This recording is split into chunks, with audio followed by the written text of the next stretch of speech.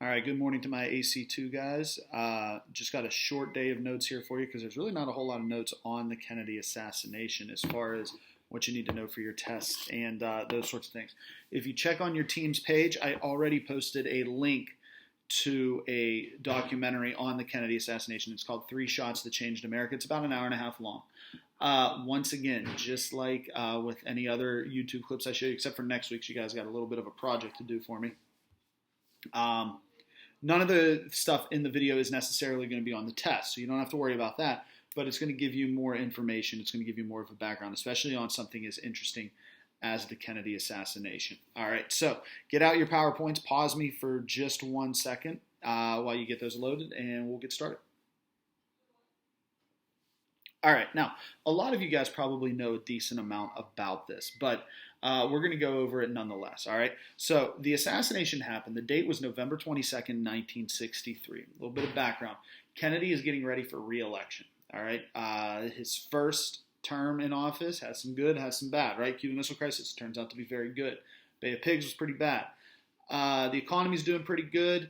They're starting to move forward on some civil rights stuff, so he's probably going to win re-election. It's not guaranteed, but he's probably going to be doing well. Once again, though, he needs to make sure that he is shoring up the southern states, all right? Remember we talked about before how he got Lyndon Johnson to be his vice president to help get the southern states. He still isn't quite sure if he's going to be able to pick those up in the second term, so he's campaigning down there. Now, a lot of people told him, you might not want to campaign down there because there's a lot of people in the South that hated him, particularly for his evolving views on civil rights. But he goes down anyway, and when he lands, there's a big luncheon for him. There's a huge parade. People are cheering him. He gives a speech at a hall. So things are looking good. Things are looking up, if you will. He leaves one speech to go and give another. And he's in a convertible, and he's in the back seat with his wife, Jackie. And in the front seat, you have the driver. And then you have the governor of Texas, Governor John Conley. And they're there. So you have Kennedy and his wife in the back, Conley and the driver in the front. As they're driving, they make a left on, I believe, what is known as Elm Street, and they pass what is known as the Texas Book Depository. It is where your school books would be. Whenever, like, let's say a school in Dallas or a school in Houston orders books, they get it from the building. Well, high up in the depository was a young man named Lee Harvey Oswald. Oswald was a former Marine, but he also had strong communistic views. He spent some time in Russia. I believe his girlfriend was Russian, as a matter of fact. Didn't like Kennedy very much. Now, we can get into the conspiracies. Did Oswald do it? Did he act alone? Was it the CIA? Was it the Mafia? Was it the Russians? Was it the Cubans? Was it any of those sorts of things? All right, for the sake of the lesson, we're going to go with that Oswald did it. All right, so let's take a look at that story. So as the car is driving down Elm Street, Oswald takes his rifle and fires 3 shots. All right, shot 1 misses Kennedy completely. It hits the road, like bounces, dings off. All that good stuff. The second shot goes through Kennedy's neck, all right? Whenever everyone thinks about the Kennedy assassination, they think about the shot in his head that essentially blew his head off. But the second shot went through his neck, and there's a chance that could have killed him too had it not been for the third shot. The third shot is the fatal shot, and in the documentary, you're going to kind of see it a little bit. They edit it out, but if you really want to see the unedited version, it's out there. Hits him in the head. His head explodes, and I'm not saying that to be dramatic. His head explodes, and he ends up obviously passing away. A little bit of information, though.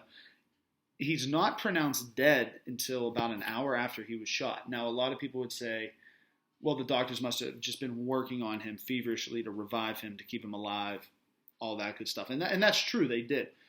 But a little bit of trivia for you. The main reason it took so long for them to pronounce him dead, because once again, when you see the shot, if you haven't seen it already, I mean, he's dead. He's not going to survive. There is no reviving him. Remember what we said the first day in notes. What was JFK? JFK was a Roman Catholic. If you know anything about Catholic religion or their beliefs, a priest is supposed to give the last rites to someone that is dying so they can be welcomed into heaven. JFK did not receive the last rites. So his wife, Jackie, did not want him to be pronounced dead until a priest came, performed the last rites, and only then did she give the go-ahead or the okay to pronounce him dead. And that's exactly how that ended up working out. So he ends up dying. We need a president, right? The president's dead. Who's the president? You guys should know it's the vice president. It's Lyndon Johnson. He actually takes the oath of office in Air Force One with the casket of John Kennedy a few rows behind him. Jackie is standing next to him. If you look up the picture, you can see she still has her husband's blood on her dress as she is standing next to Lyndon Johnson as he takes the oath of office.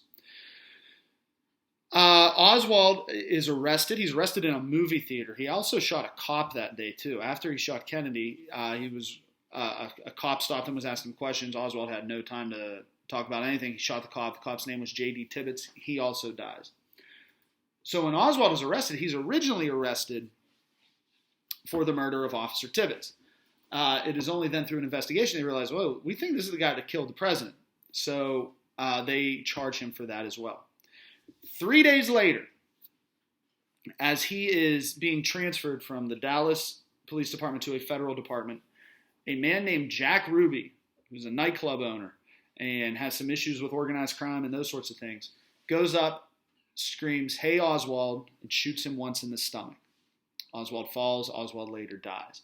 Now, Ruby is questioned, why would you do that? Why go up and kill the guy? And Ruby said, I felt so bad for Jackie, seeing her and her kids as her husband died, that I had to do something. Okay, that's the story he gave. Whether or not that's true or not, we'll never know, because Jack Ruby ends up coming down with, I believe, lung cancer in prison and dying a few short years later. All right, that is a very, very quick Cliff Notes version of the Kennedy assassination. But if you look under the notes, there's some pictures there.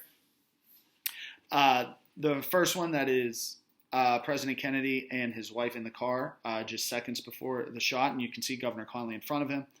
The picture below that is a couple seconds after, or probably less than a second after the impact of the third shot. Now, it looks like Jackie is trying to jump out of the car, and a lot of people believe that that's what she was doing. She was trying to get out of the car because there were gunshots being fired. Find out later that when he was shot, the back of his head was rolling down the back of the car. She is actually trying to retrieve the back of his head to help save him. Now, you may be saying that doesn't make any sense. That's ridiculous. You can't save anyone doing that. But you got to remember, in a moment like that, you're probably not thinking clearly anyway. That's what she's actually doing. She wasn't trying to escape the car. She wasn't trying to avoid bullets. She was trying to retrieve the part of her husband's head that was rolling down the back of the car. And if you look all the way to the left of that picture, you see a man jumping on. That is Jackie's personal Secret Service agent. He is climbing on that car to shield her from further bullets. He ended up writing a book about that about 5 years ago, and he, I believe, just passed away a couple years ago. But that person climbing on the back of the car, that is Jackie's Secret Service agent. Even the wives of presidents have Secret Service agents. Below that are the autopsy pictures of Kennedy. There's 3 of them. We don't need to get into those. But you can take a look at them to get an idea. Picture below that is the moment of impact where, as you see the guy that is screaming, clutching his stomach, that is Oswald. The guy in front of him, as you can see, firing the shot, that is Jack Ruby. And that was caught on live TV, and you're going to see that in the documentary that I posted on YouTube if you choose to watch it. People were watching on live TV the president's assassin getting escorted out of one jail to get put in a car to be sent to another, and a guy just walks up and shoots him and kills him. It was right on live TV. And the slide right beneath that, you see Jackie, John's wife, with a black veil, her children in front, and the little boy that is JFK Jr., he is actually saluting what you don't see in the picture, but his father's casket as it is being taken down one of the streets in Washington, D.C. in front of him. As the casket is passing by him, he salutes it. Other 2 guys you see there, to Jackie's right, that is Ted Kennedy. He would go on to be a long-time senator of Massachusetts. He passed away, I think, close to 10 years ago now. And the person on her left, that is RFK, Robert F. Kennedy Jr. In 1968, he decided to run for president as well. Sadly, he also got assassinated by a man named Sirhan Sirhan. That's a story for another time. But a lot of tragedy in the Kennedy family. Even recently, just a few days ago, Robert Kennedy's sons, or Robert Kennedy's sons' kids, just drowned in a canoeing accident. And it just seems like every so often, every few years, there's another tragedy in the Kennedy family. And we can go on and on about all that. All right.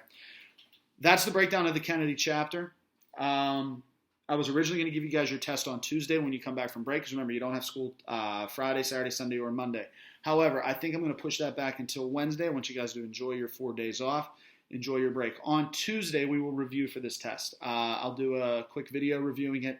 I'll also post a study guide for you of things to study for the test. All right, so enjoy your break. Review Tuesday. Test will be Wednesday. All right, see you guys.